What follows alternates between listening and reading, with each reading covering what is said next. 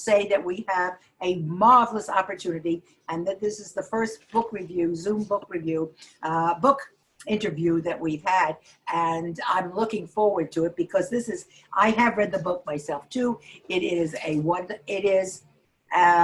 wonderful book. It is a book concerning the Holocaust, and I'll have to say that I am a little leery myself as a librarian, having read 550 million of them. But having read it, I'm so glad that the book was shown to me. It is a worthwhile read, and I will further say that I will order the book for anybody who directly from the publisher. I will order the book. So if you'll show me your interest, I will order it for you. There is a discount getting it directly from the publisher, which is a question that I have for Fran. Why that is the publisher? I think I know why, but she has a 30-year career in nonfiction writing and in very interesting topics like, what is this one I like? Ethical Chic, the inside story of companies we think we love, which I promise I'm going to read as soon as I can. And I mean, they're not dry books. It's not like how to set up your accountants or how to check your accountant or anything like that. There's another book on the FDA. And so I hope that she saves some minutes to talk about her background, how she came.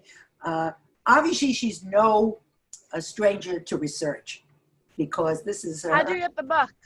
Huh? How do you get that book?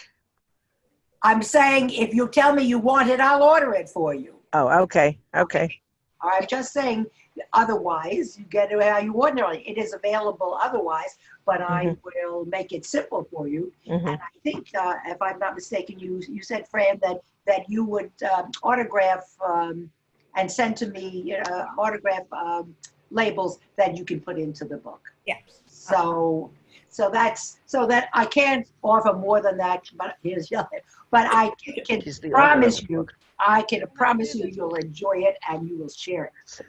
But not too much, because she wants books sold, of course. But you can do it to your nearest and dearest. Anyway, so this is a woman with 30 years experience, but this is her debut novel, but not her debut writing.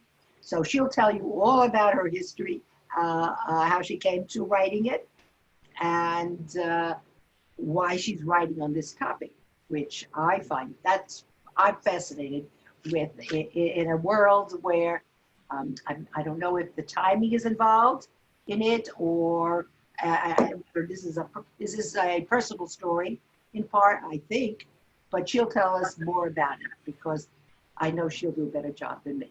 So take it away, Fran. We're so happy. Welcome. Well, thank you, Rona, for that introduction, and Gary for the review, the endorsement earlier, and thank you all really for choosing my book and inviting me. I wish we could meet in person, but I'm so glad at least we have Zoom. And so Rona kind of took the words out of my mouth. I'm going to talk about how I came to write the book, and I'm going to read two brief excerpts. Listen. I'm sorry? Oh, I thought someone had a question. There definitely will be questions after, and I guess, Rona, if you want to sort of MC the questions. Okay. And also, Rona, if you want to check anybody put anything in chat, that would be fine. Thank you. And then it will be a first, but I know, as a matter of fact, I just want you to know, because I am not the host. You should I'll keep an eye on it. Huh? Oh, thank you. Okay, whoever's the host. Carol will take care of it. Thank you. All right. And just to add to, Rhoda's little bit of what bureaucracy.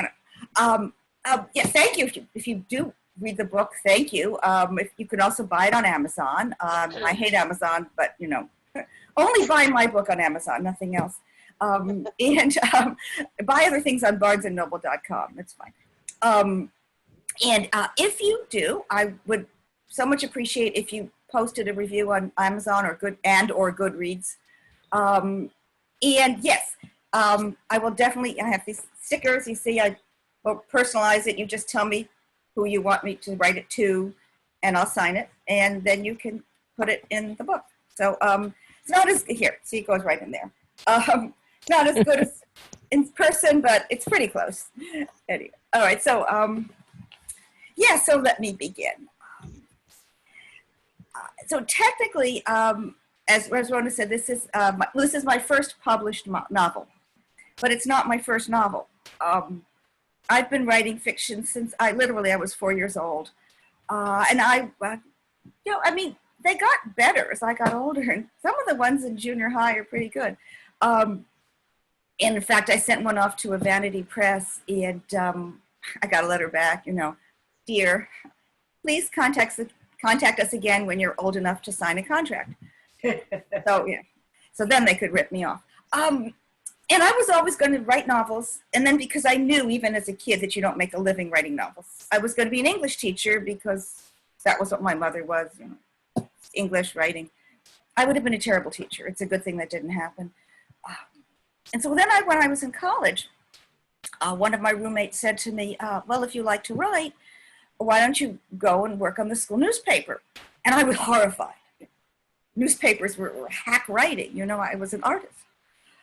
But I went. This was in California, at the University of California at Berkeley. So I went to the student newspaper there, got an assignment, and I loved it. I mean, it was so much fun, and I apparently did a good job. I got put on staff, and that kind of was it for the next several decades. I got a job quickly out of college. Then I came back east. I started in Silicon Valley, then came back to New Jersey. If some of you know, I worked for the Bergen Record, which is a very good daily paper, or was back then. Then I went to Business Week. I went to Fortune. I went to the White House and met Bill Clinton, President Clinton. I went to Puerto Rico. I went to Switzerland. I was having a great time. And then, as I was starting to get a little tired of the routine, it's the fall. It must be the real estate special again. I got my first offer for a nonfiction book about the drug industry. And so then that began a whole new wonderful part of my career, really digging into, as Rona so nicely said, digging into research. And I did 8 nonfiction books, and they won a few awards. And on the side, I was freelancing a lot, writing articles a lot for the New York Times, for Newsday. Go look me up. I did a lot of Act 2 articles. Other places, Self Magazine, Worth Magazine. And again, kept going. And, in my spare time all those years, I did off and on work on novels. Started a few, finished one. And I think a lot of you probably know how it is, right? You say you want to do something and you find all these excuses not to do it. And I mean, I might still be doing all that, freelancing, writing nonfiction. But 8 years ago, something happened that I really do not recommend as an impetus. So both of my parents died within 7 months of each other. And, among many other things, that got me to thinking, I'm going to die someday. What do I want to have accomplished in my life? What about those novels? And so I went back through some of the ones I'd started. Now, to understand why I chose, this one, I have to go back a little further in history, a lot further in history. So my dad was born in Poland. He and his parents and sisters got out when he was a kid in November 1937, which is less than 2 years before Hitler invaded. We're lucky. A lot of relatives did not get out. I'm named for my great-grandmother, who kind of helped raise my dad and his sisters, who was murdered at Chelmno. And so this is this story, we all grew up with, my sister, my cousins, and I. And then when my son was in first grade, there was a little boy in his class whose parents were from Poland. They were born and raised in Poland, in the 60s, 50s, after the war. and they were Catholic. And I got this knee-jerk reaction, you know, what did your family do to my family? And I was horrified, you know, guilty, horrified. Nobody talks about that. But when I would bring it up or meet other, you know, American Jews, you know, my age, whose also families had been murdered or survived, whatever, but they were of that generation to have been in the Holocaust, in Poland, Ukraine, Lithuania, Russia, Germany. And they had the same reaction when they would meet someone who's not Jewish, whose family had been in, you know, Poland, Germany, Ukraine, Russia, Lithuania in the war. And I couldn't find any novel on this topic. So I said, okay, I'm going to write one. Now, this is a novel. It's not a memoir, right? So, you know, and in fact, there's many, many differences with my family, starting with the fact that in this novel, and I'm not giving away anything, everyone is either murdered or survives in Poland in the Holocaust. There's no one like my family that got out in time. So, you know, one huge difference. So it's not a memoir. So I had to have a plot. So I started, you know, toying around. So let's say there's two families, you know, my son and a little boy, right? Polish Catholic, Polish Jewish, you know, in suburb of New York, with the boys the same age, and they're on the same soccer team. And let's say on the Jewish side, the grandmother who has survived the Holocaust refuses to talk about it. And then all of a sudden she starts talking in Polish. And let's say the Polish Catholic father is very volatile. And let's say the Jewish mother's husband is not Jewish, and he doesn't understand. He thinks she's getting obsessed with this other family. Let's make the boys close friends. My son and this other kid were not, you know, I mean, not enemies. They just were classmates. And what the heck? Let's say that the soccer coach is sexy, divorced Jewish guy. Gotta have that. And so I started writing. And, you know, just thrilled that University Press in Texas wanted to publish it. And there we have it, my childhood dream come true. But like I said, this was started 7 years ago. And since then, some things have happened in the world that I could not have foreseen. One good trend, one bad trend. So the good trend is that we're starting to see conversations between people, you know, Jews, Germans, Black Americans, white Americans, you know, both sides of some horrible, horrible ethnic hatred and violence. I'm just going to cite two examples. As it happened, like the day that my book was published, the New York Times ran an article about two women. There was a white woman who's a journalist in Georgia, and she was investigating a lynching like 100 years ago that her grandfather had participated in. And she wrote a book about this. And it just happened that a woman read the book who was retired Professor Emory in Georgia, who was Black. And she recognized the name of one of the lynching victims. It was the same last name as her grandfather. And sure enough, he was, I think, a brother of her grandfather. And the two women, she wrote to the author, and they got together and talked. And I want to read a couple of quotes from the New York Times article. So the Black woman, Ms. Irvine, says, "I wasn't angry about it. These things happened. I was very grateful that Karen," that's the white author, "that Karen had given me a gift. She had given me the gift of connecting me to some of my ancestors that I didn't know about. I'm angry about racism. I'm angry about racial terror. I didn't personalize it in terms of Karen being a descendant of the slave owners, because otherwise it might be a very mad sister." And then the white woman, Karen, she is much less forgiving.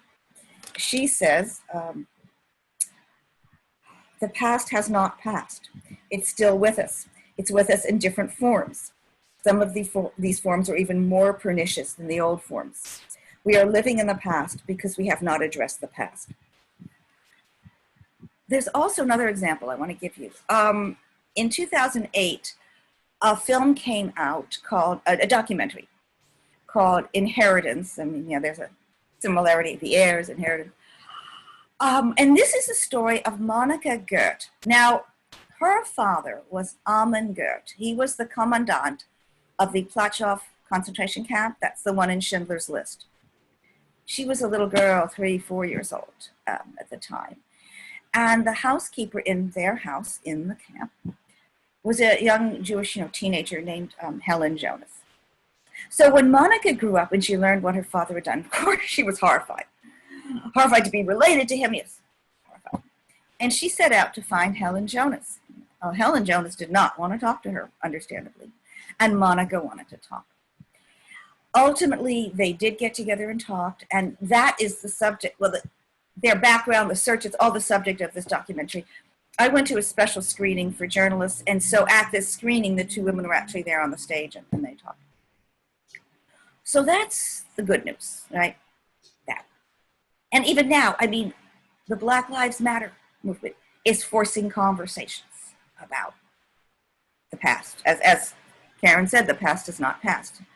The bad news, just much more prevalent, and I really don't have to tell you folks, right, is the rise of anti-Semitism, white nationalism, neo-Nazism, immigrant bashing all over the world. Governments elected on that basis. Charlottesville, San Diego, Pittsburgh, Muncie, right, and to a much lesser extent, my own Twitter feed. I'll just give you some examples. My agent, my editor, they all want me to tweet, so I be on social media. So every time I tweet with a hashtag Poland, Poland, not just Holocaust, Poland Holocaust or Poland, I get bombarded by right-wing Holocaust-denying Poles. And I know they're Polish by many reasons, like their names. Sometimes they write in Polish. Sometimes their motif is the Polish flag, And I get things, I'll just tell you a few. I am spitting at the sacrifice of 1 million Poles. When Germans entered Poland, their first victim were Catholic Poles, later the Jews. No, that's not true. Yep. Their first victims were Polish intelligentsia, Polish professors, Polish mayors, and Jews. It's one of my favorites. The problem occurred with the Polish Jews' open collaboration with Poland's historic conquerors and their lack of solidarity with Poles. When they say Poles, they mean Catholic Poles.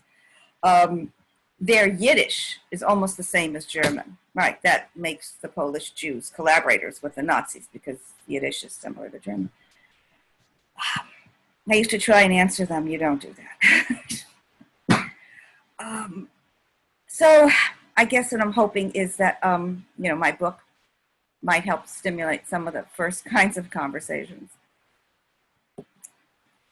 So with that cheerful thought, so I thought I will read 2 brief excerpts. I'm going to first read from page 1, chapter 1, because, right, if I don't hook you pretty early, I'm probably in trouble. And then I'll read a later one. So, how's this? Do I need light? Sure. Okay. Page 1. It was almost funny in a way, the emergency room triage nurse said. She even smiled. In what way, Eleanor demanded, or maybe she shrieked, is my mother falling down and calling 911 funny? The nurse immediately sat up straight in her padded swivel chair and grasped the edge of her steel desk with both hands. The turquoise name tag on her pale blue uniform said Marion Hanks. Well, no, not that part, not at all. Eleanor still glared at the woman. Yes, her mother had a smart double-take kind of wit, unexpected little pinches of humor. But Eleanor's mother was not funny, and Eleanor's mother did not fall down. I'm sorry, Ms. Hanks. Natalie's voice slid right in.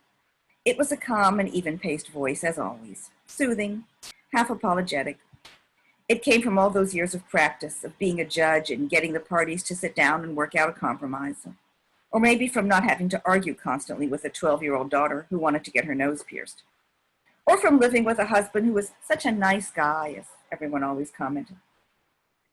I'm sorry, Natalie was saying, but I guess my cousin and I aren't quite clear on all the details of my aunt's accident. Natalie smiled back at Marion Hanks across the desk. Of course, Judge Natalie's intervention worked. Marion Hanks nodded vigorously and picked out a manila folder from a set of metal dividers. As the emergency room staff had reconstructed the event, Rose Ritter probably slipped and fell in her bedroom because that was where the EMTs had found her, lying on the carpet next to the night table with the telephone. Alternatively, there was some disarray in the bathroom, so possibly she fell there and somehow crawled to the bedroom. The x-ray showed an intertrochanteric hip fracture, Marion Hanks continued reading. She looked quickly at Natalie, then Eleanor. That's a very common type of fracture, especially for older women. It would be at least 2 hours before Rose would be out of surgery and could have visitors. The doctor would explain it all. But will she be able to walk? Eleanor asked. How serious is the fracture? Natalie added. Will she be in a cast? How long will she be in the hospital? The doctor would explain it after surgery. It really was not an uncommon procedure.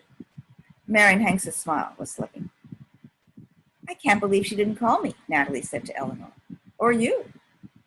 So what's the funny part? Eleanor interrupted. Marion Hanks gave a little cough and looked at her fingers. Well, of course, I didn't really mean that it was funny or laughable in any way. I just want to reassure you that nobody took it badly.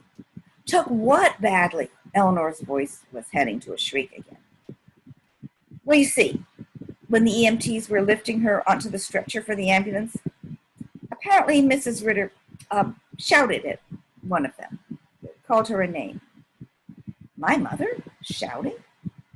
Now, instead of hesitating, Marion Hanks wouldn't stop talking. As it happens, that technician, that young lady, is newly arrived from Eastern Europe. So you see, she recognized the language, the words. Your mother was shouting in Polish. Polish? Eleanor and Natalie said the word at the same time or one breath apart.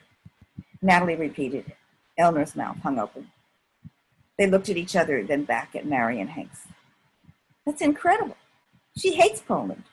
She hasn't spoken Polish in over 50 years. She won't even talk about when she lived in Poland. What, Natalie asked, was Aunt Rose allegedly saying in Polish? Marion Hanks folded her hands on the desk and gave a little titter.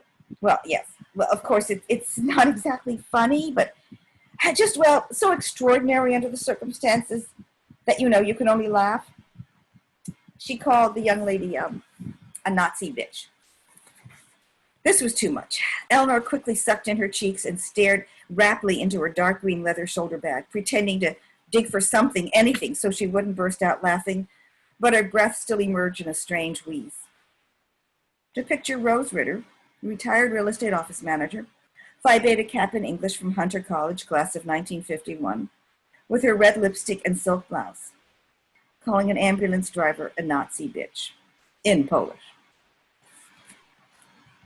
That's the beginning. And I'm going to read, hope I hooked you, but anyway, I'll also read something that gets a little more to the theme of the book.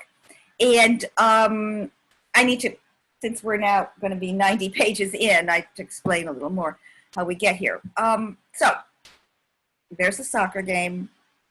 Eleanor's son is friendly with the little boy whose parents are Polish Catholics. And Eleanor becomes very fascinated with this family. And one day, her son is over at their house for a play date. She goes to pick him up. And the Polish mother invites her in for some coffee and Polish dessert. That was some of the more enjoyable research I did into Polish desserts, which I had to sample them all. Anyway, so she invites him in. And Eleanor starts kind of, pumping her, right? So, you grew up in Poland. And what did your parents say about the war? And the Polish mom, whose name is Maria Wysocki, she says, well, we didn't really talk about it. It was Jews who were being killed, and we're not Jews. And then she goes on and she says, my parents were just teenagers and they were, kind of having fun. And she giggles. So Eleanor's horrified. And she calls her cousin Natalie and says, we got to talk. And they meet in a bar. And this scene now is in the bar. I'm kind of come in the middle of the scene. And they're drinking white wine and they're eating zucchini strips. And at the point I'm going to come in is where Eleanor says she's not sure that Maria Wysocki even knows that Eleanor is Jewish. But it shouldn't matter, should it? Eleanor went on. Maria should be horrified by what the Nazis did, whether she's talking to someone who's Jewish or Catholic or anything, right?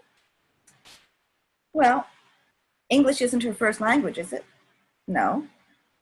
And you said she doesn't really seem to talk to anybody at the soccer games. Eleanor sighed. So you're trying to say she didn't mean what it sounded like, or she didn't realize how it would sound.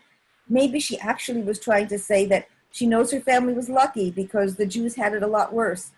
But instead it came out like, no big deal, just a bunch of Jews. Natalie merely smiled at her zucchini.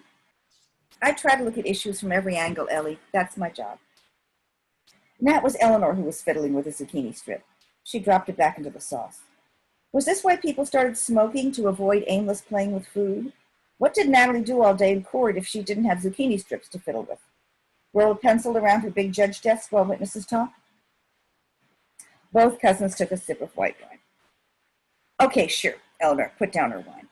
Maria wasn't even alive during World War II while her parents were kissing in a back alley or whatever they were doing. But she herself could have asked them about the war when she was a teenager herself. Weren't they afraid of the Germans at all? What did they think when all the Jews in Krakow were being taken away? She just seemed so blasé. With one hand still in the stem of her wine glass, Natalie tapped the table with the nails of the other. Let me ask you something. She relaxed back in her chair, holding up the glass. For the sake of argument, let's say that Maria Wysocki's family was a typical Polish Catholic family in Krakow. They weren't rabid Nazis, just ordinary people like everyone around them. Maybe they didn't really know any Jews. Maybe they were knee-jerk anti-Semitic. Maybe they even got along fine with their Jewish neighbors. What do you honestly expect this family to have done in 1939? If you were a nice Polish Catholic, would you have been brave enough to hide a Jewish child in your attic, for instance? No, I know that. But I hope I wouldn't have called that child a dirty Jew like the girls at the birthday party. Just kept your eyes shut and your mouth shut. Yeah. Well, I wouldn't have taught my kids that killing Jews is something to giggle about. And if you were an ordinary middle-class white mother in Alabama in the 1960s, would you have let your children go to a school that black children were trying to integrate? Yes. Well, I hope so. And if you knew that mobs were going to be throwing stones? Now you're cheating. You're involving my kids in their possible safety. So you wouldn't have had the courage. Not to risk my kids' safety, no? Okay, then let's try an example without kids. If you were the manager of a Woolworths in Mississippi back then, would you serve black customers at your lunch counter? I hope so, Natalie. I hope I would have had the decency. I hope my parents would have raised me that way. Natalie nodded at the plate of zucchini sticks, almost empty now. Or if your parents had been in a lynch mob, stringing up the civil rights workers who tried to register blacks to vote, should those civil rights workers' children hold your parents' actions against you? Okay, enough what ifs. What do I say to Maria Wysocki? Natalie spent a long time staring at the last few zucchini sticks, although she didn't take any. Do I have to say anything? Okay, Natalie finally replied. Here's my verdict, if you will. Most likely your friend Maria's parents and grandparents were no more brave or less anti-Semitic than any other Polish Catholics. They didn't save any Jews, and they didn't turn in any Jews. They shut their eyes and survived. And as Maria was growing up, they made it clear that they didn't want to talk about the war. And she saw no reason to keep asking. Why should she? So in other words, and now Natalie looked full at Eleanor, there's no reason to say anything at all to her. You can't blame her for anything her family might have done before she was born. And you certainly can't blame her for what happened to our relatives. No, you're wrong. I can blame Maria for giggling. So that's my book. So thank you. And I'm happy to try and answer any questions if you want to unmute and Rona, do your thing. Does any, is there any chat? Does anybody put anything in the chat? Yeah, I can look also, actually. Oh, I don't see anything in chat. No. no, we haven't generally, had that kind of. Okay. But anybody want to say anything? I do. Okay. Hi, Can you Fran. put Garrett? Can you? I'm unmuted. Okay. I unmuted Say myself. something, Gary. Fran, one of the really great things I loved about the book is how it really demonstrates how from generation to generation, we as Jews and probably other people too, we hide things from each other and things that are important to our legacy and to our heritage that need to be known. And that seemed to me to be a really a core theme that really struck a chord with me, that I think people really appreciate when they read the book. It was just all those threads of not knowing that you wove together, make it a very real story for all of us. Well, thank you. I mean, I think it is. This has come up in other book talks too. Every family is different, obviously, but there are people who want to talk, who don't want to talk, and the reasons for not wanting to talk can be very, very different. Too painful to talk about, don't want to burden the kids, nobody cares. You know, when the first refugees started coming back to, coming to the United States, Americans didn't want to hear about this, they were not welcomed with open arms, So a lot of different reasons that I know audiences that I give book talks to, that they have families who didn't talk. In my case, my dad didn't talk much, and I think that's more a guy thing. My grandmother talked a lot to my cousin. My aunt, when I started writing the book and went to talk to her, and she said, my gosh, no one has ever asked me, and she was delighted to talk. And yet of the three siblings, my father and his two sisters, she's the only one who never went back to visit Poland. She hated Poland the most. Anyway, so there are many different reactions. And I'm interested also in your family stories in addition to your questions for me. Stacy, did you want to say something? Stacy? Stacy? I thought I saw her. Anyway. Can you hear me? Can you hear me now? Yes. Okay. Bernstein is going to ask you a question. Okay. Good, thank you. Without giving too much away to some of the people who haven't read it yet, Y2K was almost a character in this book. Can you tell us a little why you picked that time period? Was it more personal to you? Did it have to do with pre-cell phone era? If you don't mind. Sure, and thank you for reading the book. And I loved it. Oh, thank you. Please write a review. Anyway, yeah, I love your characterization that Y2K is almost a character. It was almost accidental, and then it became great. It really fitted. Okay, I had to look at the year. It had to be something, it had to fit Rose's age. She couldn't, she had to be of an age to survive the Holocaust with some memories, and then she couldn't be too old, right, when the book takes place. She's got to be old enough to be a grandmother of a 9-year-old, actually a 12-year-old and a 9-year-old, but not too old, So 70s was kind of a perfect, perfect medium in there.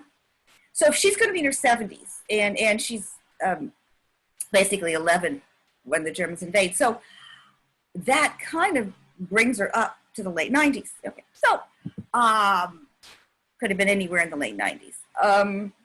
And then when I looked at it and thought, and you're right, there, cell phones, the cell phone is sort of a character too. So there had to be cell phones, but not widespread. So that was another aspect. Less important than Rose's age, but it fit in there too. And then what I was thinking about, well, when it's 96, 97, 99, and yeah, then I thought about Y2K and how you folks remember, right? We were terrified, right? Airplane, don't be in an airplane on December 31st, right? Airplanes are going to crash, our computers are going to crash, you know. And so it was not, you can't compare it to the Holocaust, but the point is it was this looming, horrible threat that we thought was going to disrupt our life, you know, and dramatically. And so there is a kind of an echo of what would the Nazi invasion mean. And yet it also gave Eleanor's husband an excuse to, you know, be constantly working and never available to go to soccer games, you know, and so the ramifications of that plot too. So it all kind of wove together perfectly. It did? It's great. All right, anyone else? Because I have a question, but I want to make sure everybody who has one. Carol, do you see any hands or anything moving? Because Irene. I think Iris might have. Iris. Carol. I think I did. Oh, okay. You're not on my screen now. Great. Irene Wachter has a question. Okay. Go ahead, Irene. You have to unmute yourself, Irene. Are you unmuted? Irene? We can't hear you, Irene. Irene? Shh. Can't the host unmute her? No? I can't. Oh. She must be muted. I'm not able to. She's done it from her. Hang on. Where'd you go, Irene? Okay. All right. I think we got Irene. Are you on, Irene? No, Irene, no. Oh, yes. Okay. Are you on? We can't hear you. You have to unmute yourself, Are you Irene. unmuted?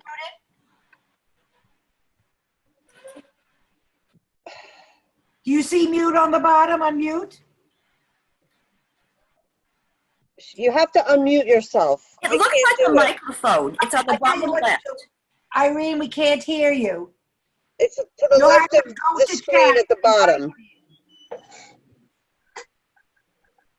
Irene, we're going to have to go. There you go. Kind of like this. And it's on the bottom left next to the camera for video. On my iPad, it's on the upper right. Oh, she's on an iPad. Mine Oh, too. look at it. Oh, okay. Oh. Sorry, Irene. There's got to be a mute button. Is your helper there? No, nobody to help you?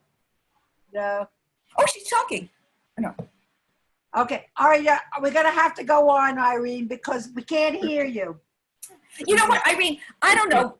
If you want, like if you buy the book and want a sticker or something, you could send me the question along with your name and I can try to answer it later, you know. Sorry. Well, okay. Well, I tell you, we got Iris. Can we just hear Iris's question? Yeah. Iris, It actually, Yeah. it isn't a question, it's just a comment. Charlie's parents were from Poland. And when my daughter was 16, she went on US-wide Poland in Israel pilgrimage. And she was very excited and she went to talk to her grandma about it and being in Poland.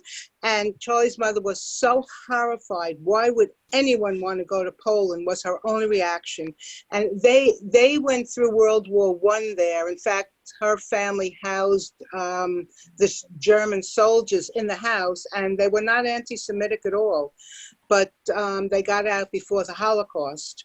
But just her reaction to Poland, why would anyone want to go there? And never spoke more about it. Yeah, I mean, descendants of Polish Jews, you know, survivors or their descendants have a wide range of reactions, as in my own family, where my one aunt and my dad went back to visit, although my dad hated Poland, but he wanted to go back. And then the other aunt refused. And the Poles themselves, I mean, I'll just give you two quick examples. So back in the 90s when I was working for a financial magazine, and Poland had just gotten out of communism and was setting up a stock market and other forms of capitalism.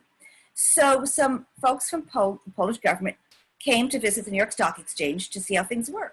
And so my assignment was to go and meet with them and, Poles discover, stock market.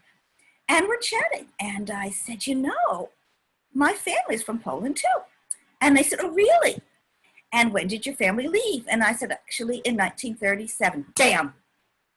Wall came down that quickly. They went from being landsmen to you're a Jew. Just like that.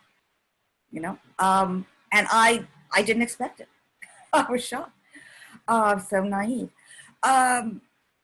And then on the other hand, when I went to Poland, not back, my only trip to Poland, a few years ago, and I went with one of my cousins and her husband, and they're rabbis, and so we went with their synagogue, but then my cousins and I stayed an extra day, and we had a tour guide, and we went to the house where the apartment where our grandmother lived, and the shack where our great-grandmother lived, and the house where our parents had grown up. And the family that was living in that house, we had a translator guide with us, and the family were so warm and welcoming, and they invited us in, and they had homemade brandy and homemade desserts, and of course they knew we were Jewish. I mean, it was our family that lived there and left before the war. And it was not a question of the house wasn't confiscated. My grandfather got out. I mean, he sold it cheap to get out, but there was no claim to the house, So anyway, just the two extremes, just in my own two anecdotes. Anyway, I'm gabbing too much. Anybody else have comments or questions? Including Rona, you had one, I know, or at least one. I think. No. I just wanted to tell you how you hit an ongoing question that we discuss all the time is what would I have done? And I do feel, I don't like to think about it because honestly I don't know what I would have done. I don't think I would have jeopardized my children. I think what you call a middle class, I think that would have been my reaction. Certainly I would have. And now I'm horrified when I see what happened to the Japanese. I'm horrified. I'm a Southerner. And I'll have to tell you how easy it is to be uninvolved. When I was 18, I left the South. I'm from Norfolk, Virginia. I'm sure I bored a lot of you with Southern thoughts. But I mean, it is a different world. And I'll have to say, I was there and I graduated my freshman year in high school. There was no school because Norfolk did not want to integrate. And at the same time, Norfolk was more cosmopolitan because we had a big naval base. But at the same time, I never saw a sign, white bathroom only. No, I don't know that because if they weren't there or I just never noticed. I feel now that as a child, I didn't think about it. I certainly never did anything. There were no blacks in my schools. There were separate black movie houses, which I don't think I discussed with my parents. And I don't remember discussing it with anybody, that I just thought they liked that maybe they had different movies they liked. I mean, it didn't occur to me. My family just lived in our own little world. And of course, being Jewish in the South, it was very much, we didn't know many white Christians either. I lived in a Jewish shtetl in the middle of Norfolk, Virginia. And it's easy to do. You just don't see it. You just accept everything as it is. And I didn't, I mean, it wasn't a city of lynching, and it wasn't, it was just a separate world. And I didn't know any black children. We had a maid 6 days a week, and she had a daughter whom I took her home sometimes, and she lived on an unpaved street. And she used to walk to work miles and miles so her daughter could have extra money to spend.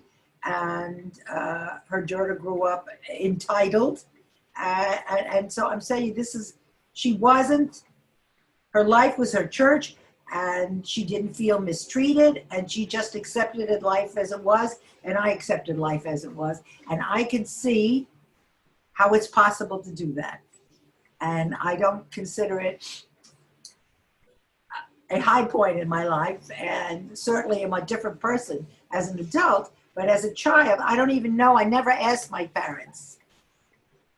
I never asked them. We didn't have any close relatives who were killed in the Holocaust, and we just lived in this kind of bubble that I don't know how. I don't know how other people. I don't know how up here people live. I know that at dinner table when we came north to see my father's family, we weren't disturbed by segregation particularly. I don't think we thought that they got an equal education. It just didn't come up into our world. And then my aunt would say, how could you live? My New York teacher aunt said, how can you live like that? Until they integrated the schools in New York. And then they were talking in a way differently even than our not thinking about it. Their world, when it becomes your world, it becomes a different thing. So I just wanted to say I was very touched by a lot of what you said today and a lot what's in the book. And I recommend that we could even discuss it further, at a different time. That it's a very serious question, because I have to tell you honestly, before I read the book, I said, I've read so many Holocaust novels. Why did you choose this topic? And you told us, and after having especially read the end of the book, it brought these things to mind in my life too. So I do recommend this. This is not another Holocaust book. This is a book from an angle that I find very intriguing, because at the same time that I lived the way I did growing up, I was a guide at Clark Garden, and the head of volunteers was this lovely woman whose name was Erta. And why I thought she was blue-eyed, not Nordic looking, but I decided she was Scandinavian because I wanted to. It turned out, of course, Erta was German. And she at one time told me, and I still love her, she's a lovely, special person, that her father really was not anti-Semitic. I mean, I don't know that she needed to tell me that, but she was a very special person, and I'll bet her father wasn't anti-Semitic, but I don't think he was in resistance either. So that's all I have to say about it. And I thank you, Fran, for coming. And I don't know if Gary's still with us. I wanted to thank him for sending an email to me. And I want to say this has been a very special edition of our book group's Zoom. And I'm sure, and I will, as I repeat one more time, because maybe some people came in later, that I will, if you want me to, I will, I think that it is discounted. I saw it somewhere on The flyer. that it'll discount it if you get, I'll get it from the publisher and I'll collect it so they can only, be only sold into one place. Anybody interested in the copy, take care of it. And if that's the case, I will, you get a copy, I'm selling now. If you get a copy, I will send a list of names to Fran, and she can just send the labels to me. She doesn't have to worry about getting them to individual people. So if you want one, just contact me about it. Okay? Thank you. Does anyone, also, I will send out an email about upcoming events that I'm very excited about. Please let me know if you didn't get a book, and if you didn't, and if you didn't, and if you want a book from Jack Teich's lecture, please also send me an email. So I want to say goodbye to you and thank you, Fran, and stay safe. And when you get your next book, you have a place you should come. Thank you so much, and thank you again for offering to buy the book. And please, as I said, post a review on Amazon and Goodreads, and tell your friends. And yes, thank you all, and be safe. Okay. Thank you. Thank you. Okay, bye-bye. Next week, I had not, there are going to be a few people. I think Shuli wanted to show some things, and we can maybe we can persuade Stacey to bring a collection or some memorabilia from her family that she wants to share. I see Stacy's is as a saver, of a family saver. Right? I know she's got something that she wants to come and show us. Or if not, good to see you, Stacy. Stay No, safe. I'll be back. I'll be back. I'm sending you an email, so Okay. you'll tell me everything. Okay. And will we get, I'm sorry, and then I don't know if Brenda's here. I haven't heard from her, but Brenda can also tell us about publishing, the publications for her family. So it's not too late, because next week is sort of a read on your own week. So if you have something you want to share, you've thought of something, or we've expanded your horizons about how much we like knowing about each other and their past. And so having this as the title, The Heirs, that we are the heirs of our history. And I know I love to share them with people. So please let me know. And we will be here next week as usual. And we are hoping that you all will do it. And Irene, I'm sorry how this happened. You give me your questions. Send me an email with your questions and I'll get it to her. Okay? I'm sorry. We'll post them anyway. So have a good week. You too. Thank you. Thank Thank you you. very much. Thank you. Bye-bye. Bye. Bye.